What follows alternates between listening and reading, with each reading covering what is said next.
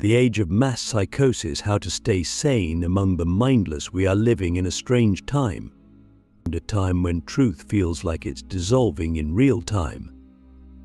A time when millions of people believe things that are demonstrably false, when outrage seems more reliable than reason, and when the line between the rational and the ridiculous is not just blurred, it's vanishing.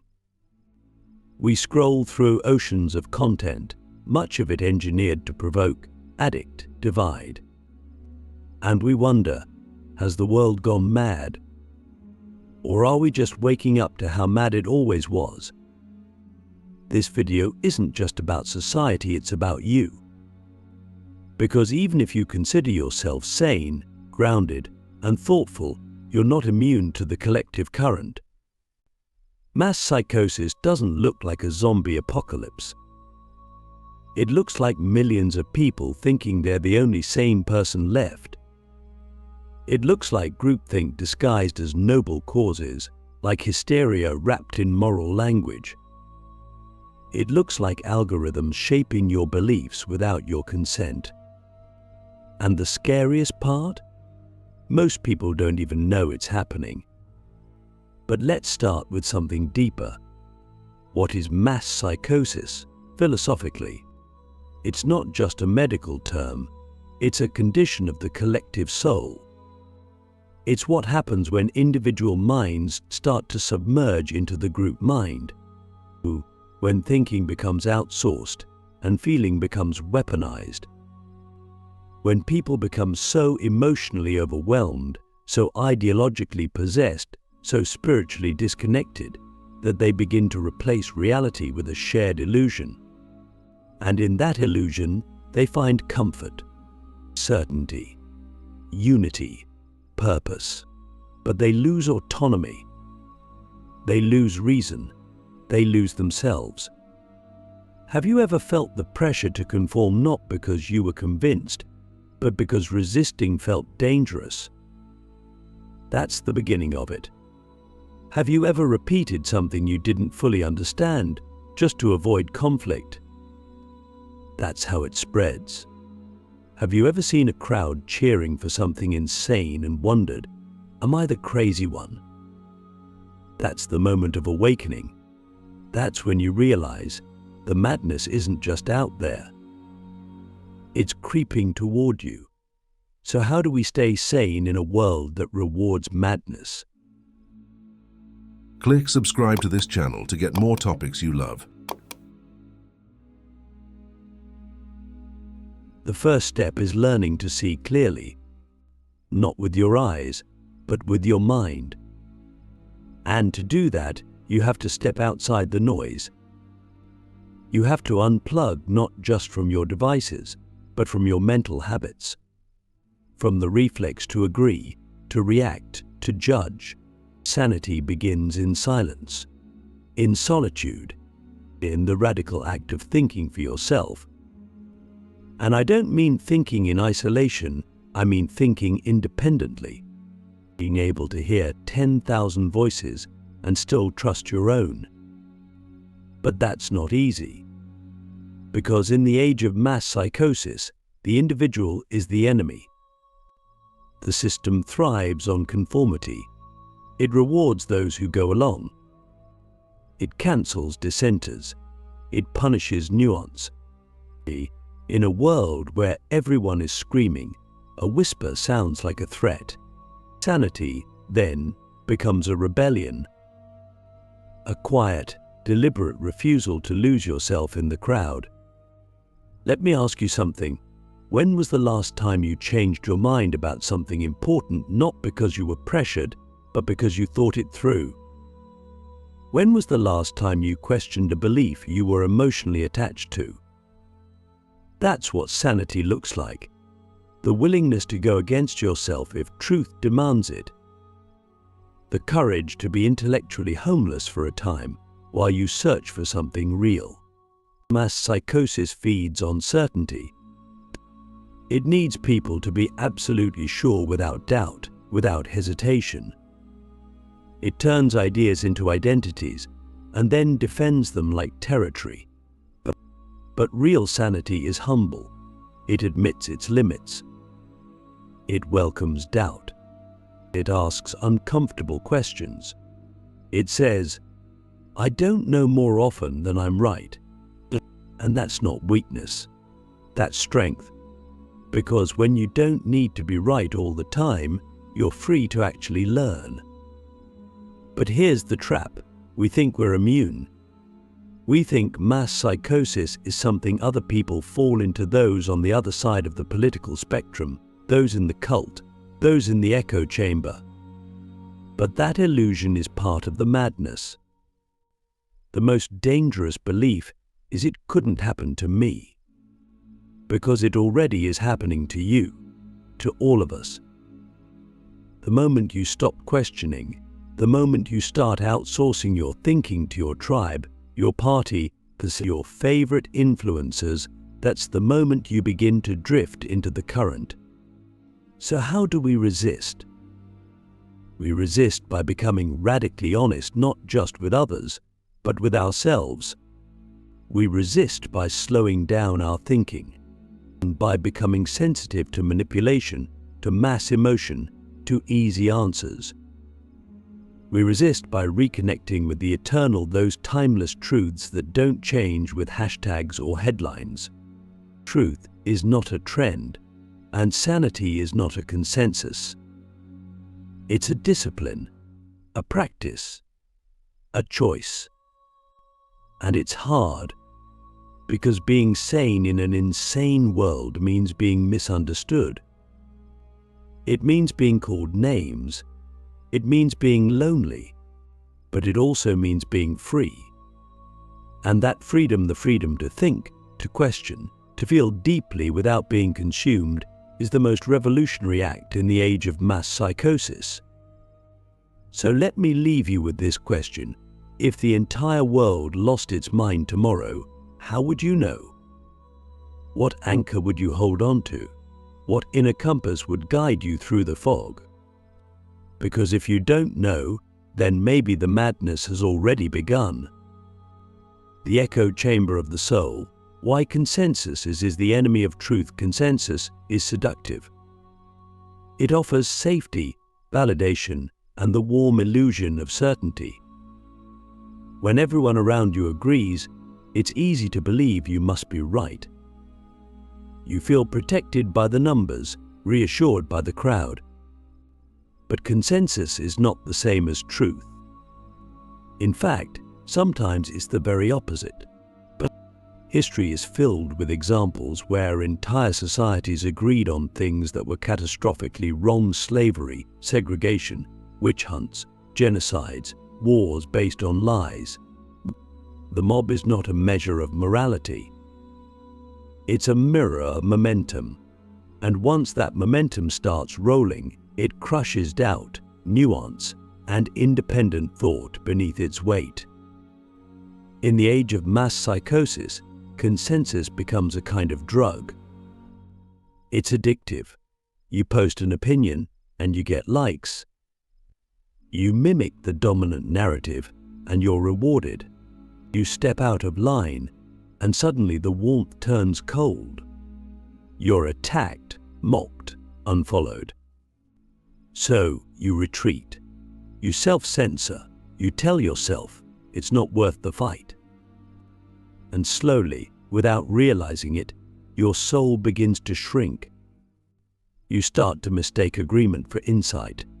You stop wondering. You stop thinking. You just align. But here's the truth. Real thinking is lonely. It requires stepping out of the echo chamber and into uncertainty. It means standing in the wilderness of your own mind and asking, what do I actually believe? Not what your friends believe. Not what your feed tells you. Not what your side demands. But you strip away the slogans. Strip away the fear of being different. What's left? That's the beginning of your truth. And that truth is fragile. It's easy to lose in the noise of the world.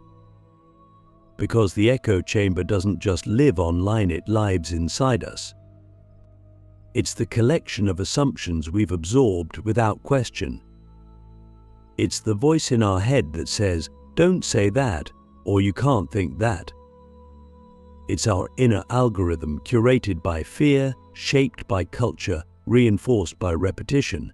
But if you're not careful, you'll spend your whole life defending beliefs you never chose. Let me ask you something uncomfortable. When was the last time you held a belief so deeply unpopular, so outrageously contrary to your group, that it made you question your own sanity? And more importantly, did you have the courage to explore it anyway? Did you follow that thread, even if it led you to places that made you uncomfortable? Or did you snip it off for the sake of fitting in? We love to think of ourselves as brave, but intellectual courage is rare. It's not about shouting louder than the other side. It's about asking questions your own side doesn't want you to ask. It's about being willing to be wrong, even when being right would win you more applause. It's about resisting the gravitational pull of everyone agrees and choosing instead the quiet path of curiosity. The philosopher Kierkegaard once wrote, "The crowd is untruth." He wasn't being dramatic, he was being surgical. Because the moment you defer your thinking to the masses, you've already abandoned the search for truth. Truth, by its nature, often begins in solitude. It grows in silence, and only later, if it survives, does it find its way into the light. But consensus is not just a trap for the ignorant. It ensnares the educated too, especially those who pride themselves on being rational or scientific. Because when everyone within a field agrees, when the experts all say the same thing, it's easy to assume the matter is settled. But science, like philosophy, thrives on dissent. It requires skepticism. It demands anomalies. When we elevate consensus above criticism, we don't protect truth, we entomb it. So, how do we escape the echo chamber of the soul? We start by cultivating inner silence. We make space for thoughts that aren't pre-approved. We read things we disagree with not to refute them, but to understand them. We surround ourselves with people who challenge us, not just those who comfort us. And most of all, we stay humble. Because the moment you believe you're immune to the madness, you're already infected. The age of mass psychosis isn't powered by evil, it's powered by fear. And consensus is fear in disguise. It's the fear of being alone, of being wrong, of being cast out. But staying sane means being willing to walk alone if necessary. It means trusting that truth is not democratic. It doesn't bend to majority rule. It just is, and it waits patiently for those with eyes to see it.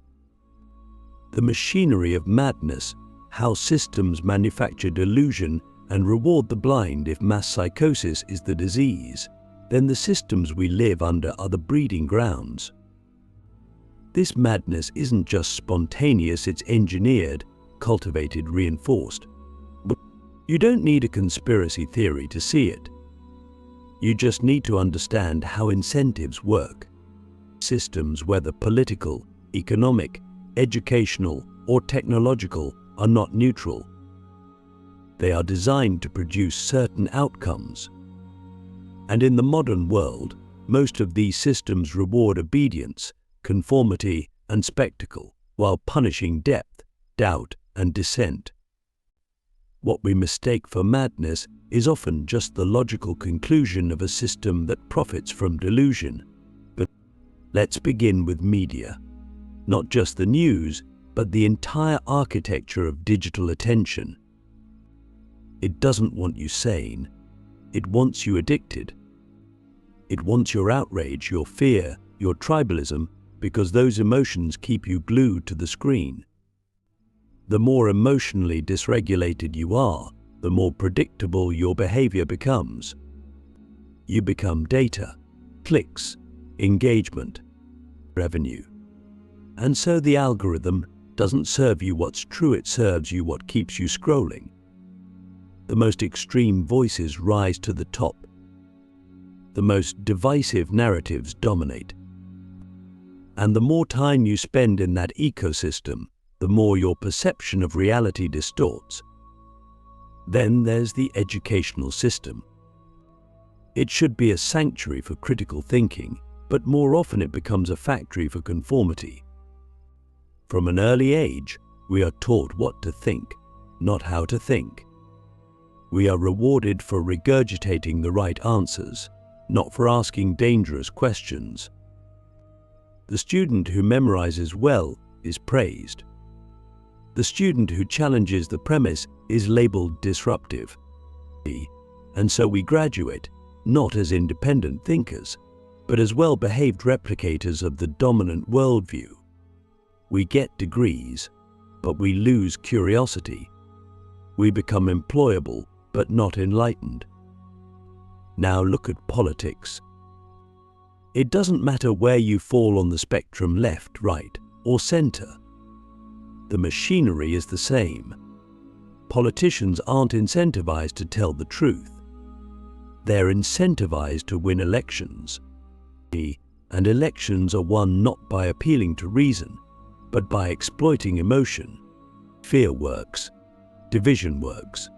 Simplistic narratives work.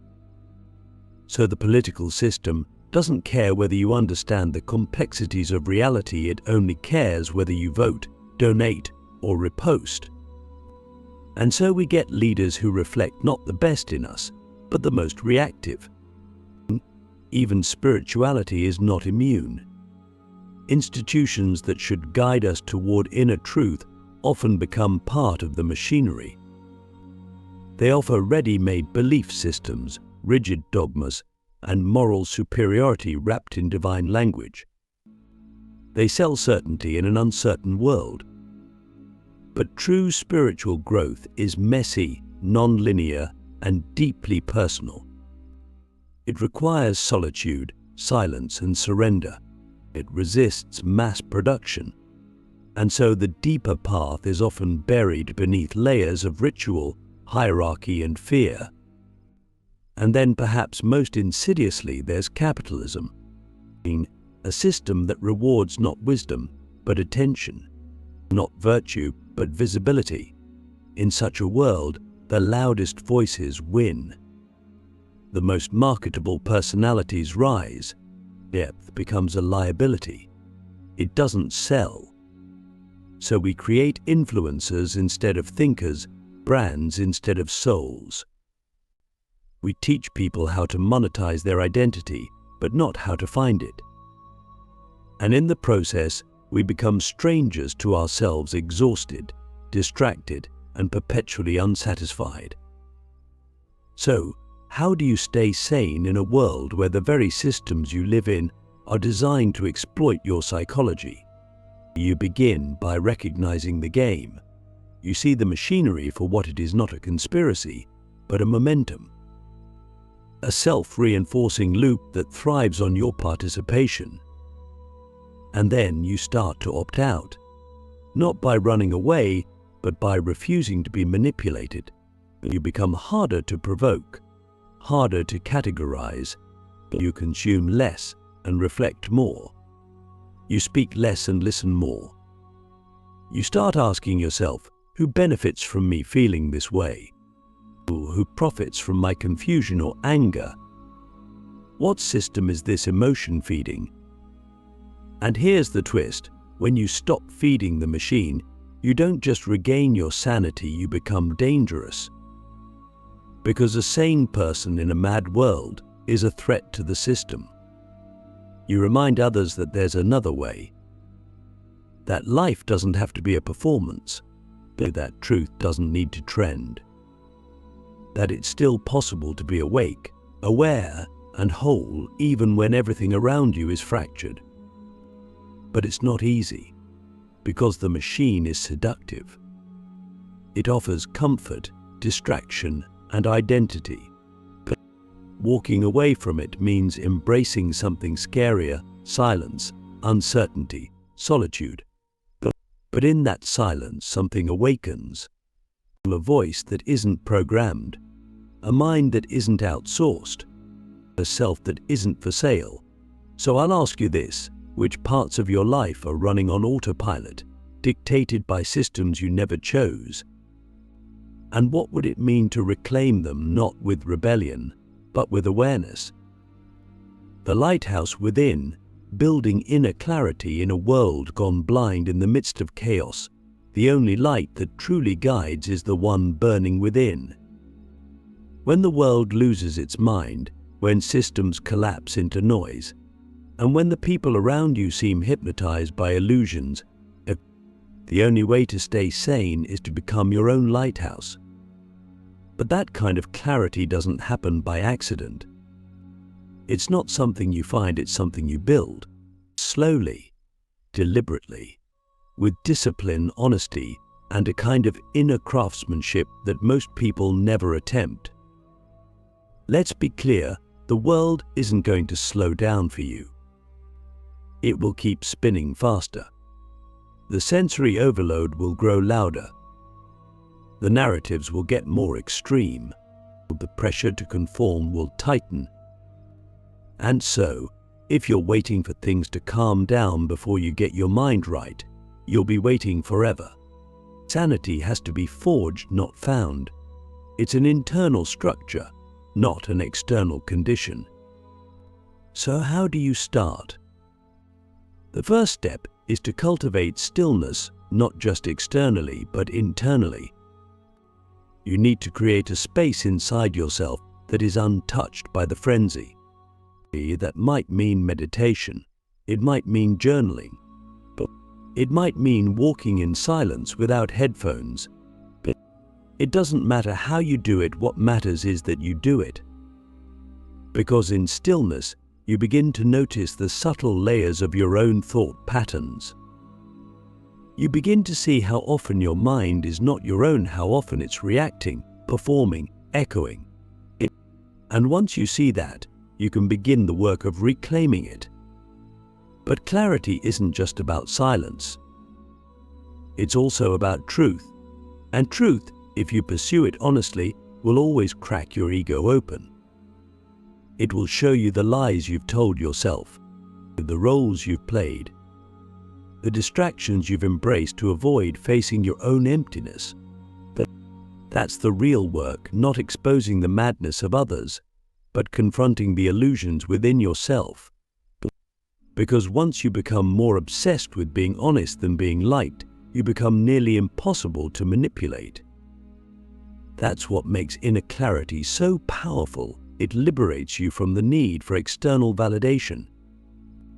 And here's something else: you must learn to protect your attention like it's sacred. Because it is. Attention is how the world enters you. It's how ideas are planted, how fears are programmed, how values are shaped. If you don't guard your attention, someone else will harvest it. So ask yourself, what are you feeding your mind every day? Who are you allowing to speak into your soul? Your social media feed may be the most influential spiritual teacher in your life, and it may be leading you straight into madness. Audit it ruthlessly. But even more than that, build rituals around clarity.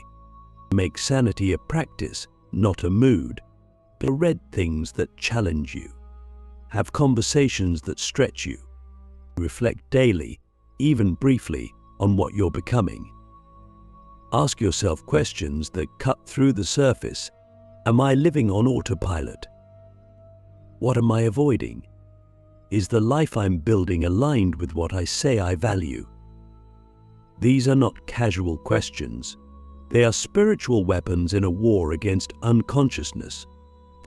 And maybe most importantly, don't do this alone. Sanity is contagious too. Find others who are also trying to stay awake. Build small tribes of clarity. Share ideas. Challenge each other. Not to agree, but to grow. Because in a world where mass psychosis thrives in isolation, and echo chambers, real connection becomes an act of resistance. So here's the final truth.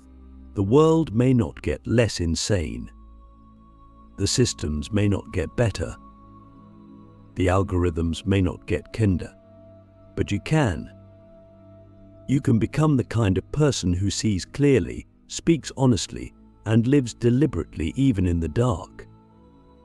You can become the lighthouse that others steer by, not because you have all the answers, but because you've built something real inside yourself. Something steady, something sane. So I'll leave you with one question, maybe the most important one of all. If everyone around you lost their mind, would you still recognize your own? That's the test. That's the work. That's the way out. Welcome to the resistance.